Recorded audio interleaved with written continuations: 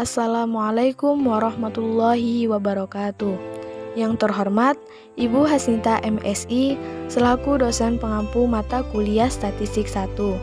Pembuatan video ini bertujuan untuk memenuhi tugas akhir semester mata kuliah Statistik 1. Sebelumnya, perkenalkan, nama saya Susi Apria dari Program Studi Perbankan Syariah kelas A semester 3. Dalam video ini, saya akan menjelaskan mengenai teori peluang. Adapun pembahasan yang akan saya jelaskan dalam teori peluang ini, yang pertama, pengertian peluang, yang kedua, pendekatan perhitungan peluang, yang ketiga, kaidah-kaidah peluang, yang keempat, aturan dasar peluang, dan yang terakhir yaitu prinsip menghitung peluang. Baik, kita masuk pada pembahasan yang pertama, yaitu pengertian peluang. Peluang sering disebut dengan istilah probabilitas. Pengertian peluang adalah suatu nilai yang digunakan untuk mengukur tentang besar kemungkinan terjadinya suatu peristiwa. Misalnya, A adalah suatu kejadian dengan ruang sampel S, maka peluang kejadian A ditulis dengan P buka kurung A tutup kurung.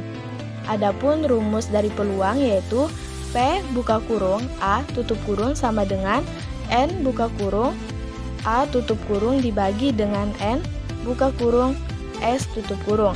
Jadi keterangannya, PA itu adalah peluang kejadian A, NA itu adalah banyak terjadinya kejadian A, dan NS itu adalah banyak keseluruhan atau semua kemungkinan yang terjadi. Dalam peluang terdapat nilai peluang, yaitu 0 sampai dengan 1. Peluang sama dengan 0 berarti sebuah peristiwa tidak bisa terjadi. Tidak, sudah dipastikan tidak bisa terjadi. Sedangkan peluang sama dengan 1 berarti peristiwa tersebut pasti terjadi. Nah, dalam peluang ada beberapa istilah yang harus kita ketahui. Yang pertama yaitu ruang sampel, kedua titik sampel, dan yang ketiga kejadian. Ruang sampel adalah suatu himpunan semua kemungkinan yang terjadi pada sebuah percobaan. Sedangkan titik sampel adalah anggota dari ruang sampel, yaitu masing-masing kejadian dari ruang sampel. Dan kejadian adalah himpunan bagian dari ruang sampel atau bagian dari hasil percobaan yang diinginkan. Biasanya peluang itu diidentik dengan dadu, uang logam, dan kartu. Kita masuk pada contoh ruang sampel dan titik sampel pada contoh yang pertama, yaitu pada sebuah percobaan dadu dilempar sebanyak 1 kali. Dadu itu kan memiliki 6 sisi.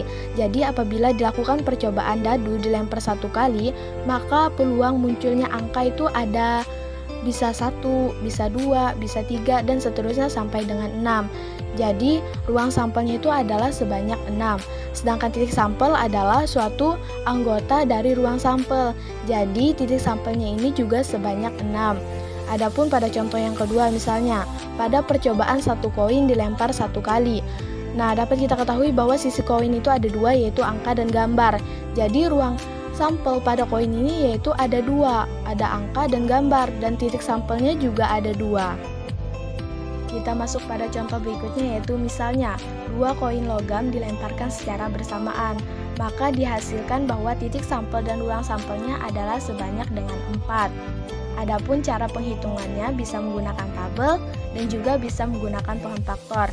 Jadi ruang sampelnya yaitu AA angka-angka, AG angka gambar, GA gambar angka, dan GG gambar-gambar, maka dihasilkan 4. Sebanyak 4 titik sampel dan ruang sampel. Materi yang kedua yaitu pendekatan peluang.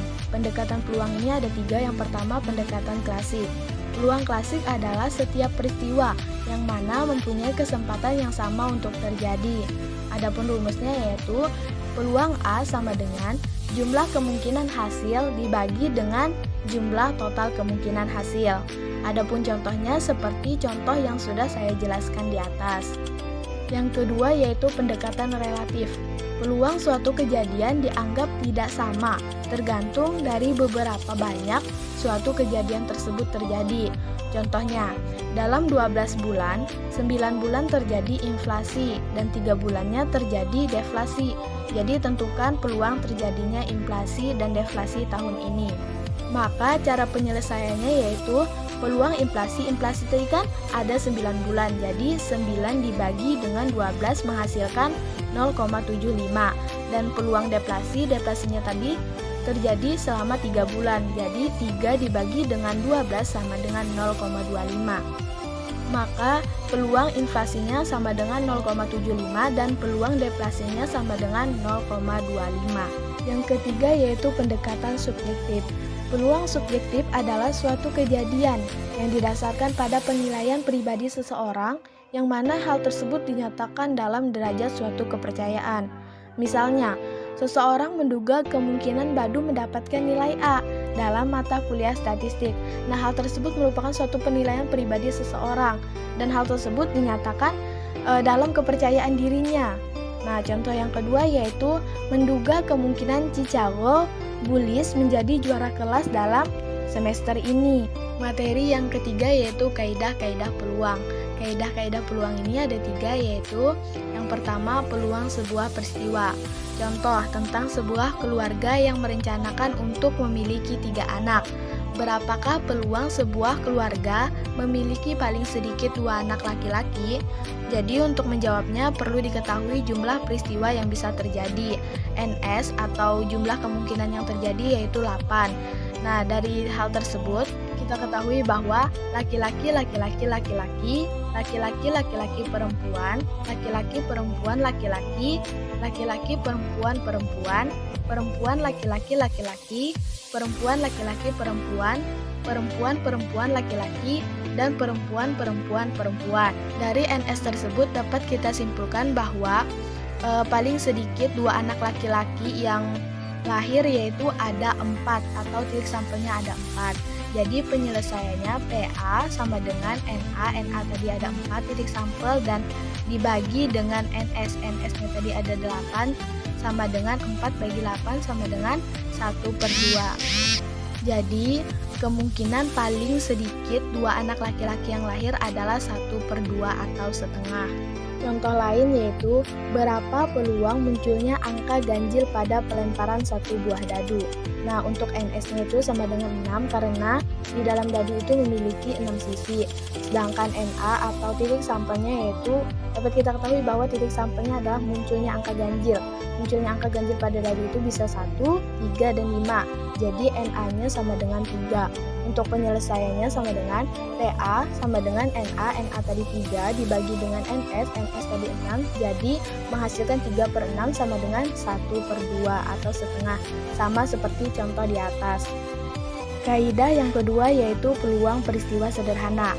Jika peristiwa S misalkan menghindari terjadinya peristiwa A, maka dapat dirumuskan PA sama dengan 1 dibagi dengan PS. Nah, peristiwa ini disebut sebagai peristiwa komplementer.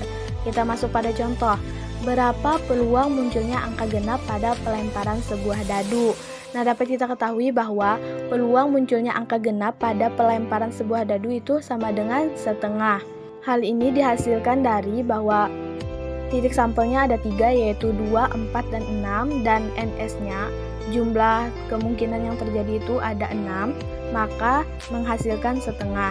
Nah, setelah itu dilanjutkan dengan menggunakan rumus peluang peristiwa sederhana tadi yaitu PA sama dengan 1 dikurang dengan PS. PS tadi kan kita dapatkan setengah. Jadi 1 dikurang setengah sama dengan setengah. Kaidah yang ketiga yaitu peluang peristiwa majemuk. Dalam peristiwa peluang majemuk ada 4 jenis peristiwa. Yang pertama yaitu peristiwa saling eksklusif. 2 peristiwa A dan B dikatakan saling eksklusif jika kedua peristiwa ini tidak memiliki titik sampel yang sama dan juga tidak ada irisan antara kedua peristiwa tersebut. Nah, peristiwa saling eksklusif ini menggunakan kaidah penjumlahan untuk perhitungan peluangannya dan menggunakan istilah atau untuk menghubungkan keduanya. Peristiwa yang kedua yaitu peristiwa saling inklusif. Jika kedua peristiwa memiliki titik yang sama atau terdapat irisan di dalam suatu peristiwa, maka hubungan kedua peristiwa ini disebut dengan saling inklusif. Hubungan inklusif ini sebenarnya adalah perluasan dari hubungan eksklusif tadi. Peristiwa yang ketiga yaitu peristiwa bersyarat. Peluang bersyarat banyak digunakan dalam dunia bisnis dan ekonomi. Salah satu contohnya adalah penggunaan teorema Bayes, yang mana banyak dipakai dalam teori pengambilan untuk keputusan. Subpopulasi didefinisikan secara khusus dalam populasi ini, dan peluang-peluang yang berhubungan dengan setiap peristiwa dalam subpopulasi dikenal dengan nama peluang bersyarat. Nah, peristiwa yang keempat yaitu peristiwa bebas. Pengertian bebas di sini bukan bebas secara umum, tetapi bebas secara statis. Misalnya, peristiwa A dikatakan bebas dalam peristiwa B dari peristiwa B jika salah satu peristiwa tidak dipengaruhi oleh peristiwa lainnya. Sebagai contoh, jika kita mengambil kartu dari setumpuk kartu brit G secara berurutan di mana setiap pengambilan kartu selalu dikembalikan lagi, maka semua hasil dari peristiwa ini dikatakan bebas antara yang satu dengan yang lainnya. Perlu kita perhatikan bahwa peristiwa saling bebas tidak sama dengan peristiwa eksklusif. Dalam konsep teori himpunan, peristiwa saling eksklusif tidak mempunyai ruang sampel yang mengandung titik sampel atau irisan yang sama. Sedangkan dalam peristiwa saling bebas, dua peristiwa A dan B memiliki titik sampel yang sama jika A dan B mempunyai peluang yang tidak nol. Karena peluang yang nol itu suatu yang tidak mungkin terjadi. Sudah dipastikan tidak mungkin terjadi. Dalam peluang peristiwa majemuk, ada yang membahas mengenai teorema Bayes, yaitu pada peristiwa bersyarat. Sedikit membahas tentang teorema Bayes, Thomas Bayes mengembangkan teori untuk probabilitas atau peluang tentang sebab-sebab dari suatu kejadian berdasarkan pengaruh yang dapat diperoleh sebagai hasil observasi. Teori Bayes ini bertujuan untuk memecahkan masalah pembuatan keputusan yang mana mengandung ketidakpastian atau decision making under uncertainty. Jadi, teorema Bayes ini merupakan probabilitas atau peluang bersyarat suatu kejadian yang terjadi setelah kejadian lain ada. Maksudnya, kejadian ini pernah terjadi sebelumnya. Adapun rumus dalam teorema Bayes yaitu PAI B sama dengan PAI dikali PBAI dibagi PA1 dikali PBA1 ditambah PA2 dikali PBA2 ditambah sampai seterusnya sampai dengan PAI dikali PBAI. Langsung saja kita masuk pada contoh teorema Bayes. Misalkan, sebuah perusahaan mempunyai dua pilihan tempat untuk memasarkan produknya, yaitu di kota Bandung dan Jakarta, dengan masing-masing peluang 0,45 dan 0,55. Bila produk dipasarkan di kota Bandung, maka probabilitas atau peluang terjadinya kerugian adalah 0,07. Sedangkan di kota Jakarta, probabilitas atau peluang terjadinya kerugian yaitu 0,05. Jadi, berapakah probabilitas perusahaan tersebut bila memasarkan produknya di kota Jakarta? Penyelesaiannya, kita ketahui terlebih dahulu PA1-nya sama dengan 0,5, yaitu pemasaran produk di kota Bandung. PA2-nya sama dengan 0,55, pemasaran produk di kota Jakarta. PBA1-nya sama dengan 0,07, yaitu peluang kerugian di kota Bandung. Dan PBA2-nya yaitu 0,05, yaitu peluang kerugian di kota Jakarta. Jadi didapatkan PA2 B sama dengan 0,55 dikali dengan 0,05 dibagi dengan 0,55 dikali 0,05 ditambah 0,45 dikali 0,07 menghasilkan 0,46610. Jadi, probabilitas perusahaan tersebut bila telah memasarkan produknya di kota Jakarta sebesar 0,46610 atau 46,61%. Materi yang keempat yaitu aturan dasar peluang atau probabilitas. Aturan dasar peluang ada dua hukum, yaitu hukum penjumlahan dan hukum perkalian. Yang pertama kita akan membahas tentang hukum penjumlahan. Hukum penjumlahan adalah peristiwa-peristiwa saling lepas atau mutuality eksklusif. Bila suatu peristiwa terjadi, maka tidak ada peristiwa lain yang dapat terjadi pada waktu atau saat yang bersamaan. Bila probabilitas kejadian dilambangkan P, peristiwa kejadian 1 dilambangkan dengan A, dan kejadian 2 dilambangkan dengan B. Hukum penjumlahan dinyatakan yaitu PA atau B sama dengan PA ditambah dengan PB. Dalam hukum penjumlahan terdiri dari beberapa peristiwa. Yang pertama, peristiwa saling lepas. Dapat kita lihat di dalam sini ada peristiwa saling lepas yaitu antara A dan B. Di sini tidak memiliki keterkaitan satu sama lain karena terpisah. Kita masuk pada contoh yaitu dalam pelemparan sebutir dadu, berapakah probabilitas timbulnya mata dadu 1 atau 3? Cara penyelesaian masalahnya yang pertama, kita mencari peluang mata dadu yang muncul 1 dan mencari mata dadu yang muncul pada angka 3, yaitu pasti terjadinya peluang yang muncul 1 dan 3 adalah 1 karena di situ 1 kali pelemparan sebutir dadu. Maka dihasilkan 1/6 ditambah 1/6 sama dengan 2/6. 2/6 dapat dikecilkan menjadi 1/3. Nah, itulah hasil dari contoh tersebut. Selanjutnya yaitu peristiwa atau kejadian bersama. Rumusnya yaitu PA atau B sama dengan PA tambah PB dikurang dengan PAB. Kenapa dikurang dengan PAB? Karena saling memiliki keterkaitan. Kita masuk pada contoh, berapa probabilitas sebuah kartu yang dipilih secara acak?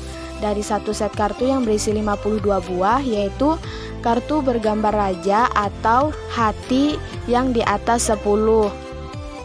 Penyelesaiannya yaitu gambar king atau raja ada 4 kartu dan gambar heart di atas 10 juga ada 4 kartu serta tidak saling beririsan. Jadi didapatkan sama dengan 4 dibagi 52 ditambah dengan 4 dibagi 52 dikurang dengan 0 sama dengan 8/52. Kenapa dikurang dengan 0? Karena di sini tadi tidak saling beririsan. Yang kedua yaitu hukum perkalian. Hukum perkalian ini mensyaratkan dua peristiwa A dan B secara independen, yaitu suatu peristiwa akan terjadi akan tidak berpengaruh juga terhadap probabilitas atau peluang terjadinya peristiwa lain. Dalam hukum perkalian ini ada kejadian bersyarat dan juga kejadian tidak bersyarat atau bebas. Untuk peristiwa A dan B misalkan, hukum perkaliannya dinyatakan dengan PA dan B sama dengan PA dikali dengan PB. Langsung saja kita masuk pada contoh, misalkan satu mata uang logam 500-an dilempar ke atas sebanyak 2 kali.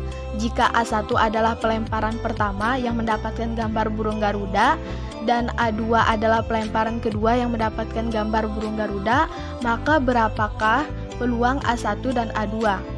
Cara penyelesaiannya yang pertama kita harus mengetahui dahulu peluang A1 dan A2-nya berapa. Di sini dapat kita ketahui bahwa peluang A1 dan A2 pada pelemparan uang logam tersebut yaitu sama-sama 1/2.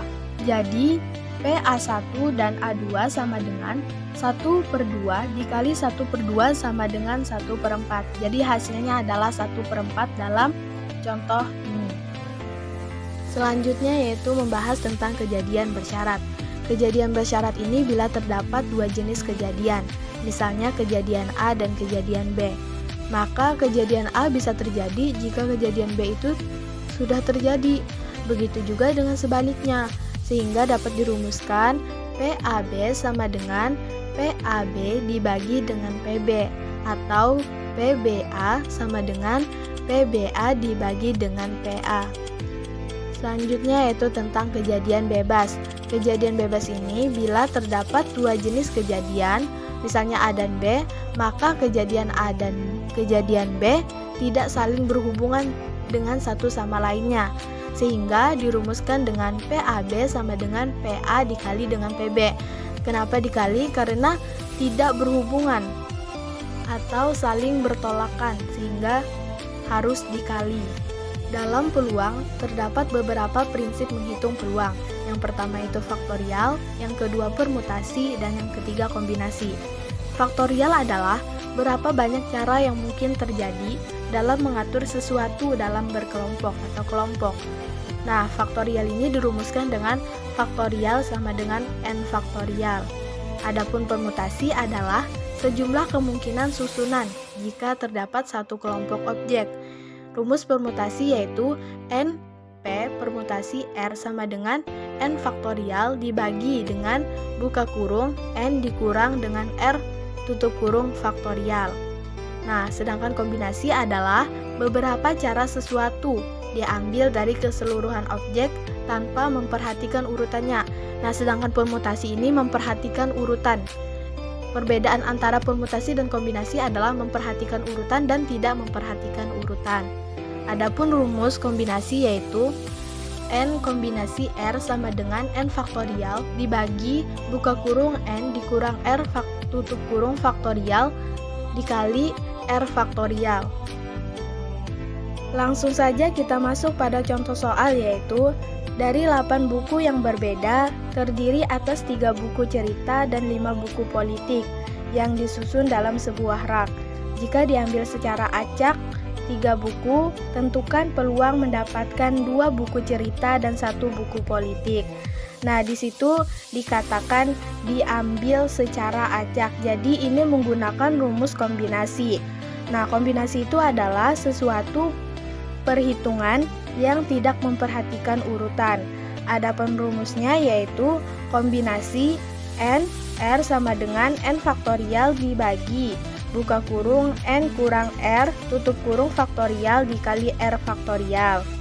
Untuk NA-nya sama dengan kombinasi 32 dikali dengan kombinasi 51 sama dengan 3 faktorial dibagi dengan buka kurung 3 dikurang 2 tutup kurung faktorial dikali dengan 2 faktorial dikali 5 faktorial dibagi buka kurung 5 kurang 1 tutup kurung faktorial dikali 1 faktorial.